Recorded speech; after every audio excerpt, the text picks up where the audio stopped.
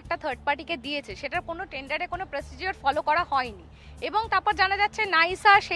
সেই টেন্ডারটাকে আরেকটা থার্ড পার্টিকে তারা ফরওয়ার্ড করে দিয়েছে সেই জিনিসটাকে করার জন্য, আরেকটা থার্ড পার্টিকে ফরওয়ার্ড করে দেওয়া হয়েছে সেই জিনিসটা করার জন্য। এবার সেই জিনিসটার জন্য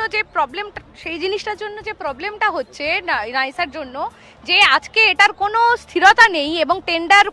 কোনো নিয়ম না ফলো করে এই বরাতটা যে দেওয়া হলো, তাদের কতটা ক্রেডিবিলিটি রয়েছে। ফার্স্ট হচ্ছে একটা ক্রেডিবিলিটি ইস্যু আছে, যে কতটা ক্রেডিবল এই সংস্থা এই জিনিসটাকে রাখার জন্য। এবং তার থেকে বড় কথা হচ্ছে, প্রথমে এখানে হাইকোর্টে দাঁড়িয়ে বারংবার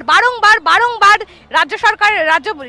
পক্ষের উকিল বলে এসেছিল যে তাদের কাছে এইটাকে যোগ্য এবং অযোগ্যদেরকে ডিসক্রিমিনেশন করার কোনো পদ্ধতি তাদের কাছে জানা নেই, তারা জানে না। এবং আজকে ম্যাজিকের মতন যেই মোমেন্টে সুপ্রিম কোর্টে যাওয়া হলো এবং যখন বোঝা গেল যে এই এদের এগেনস্টে নেতা মন্ত্রীদের এগেনস্টে ক্যাবিনেটের এগেনস্টে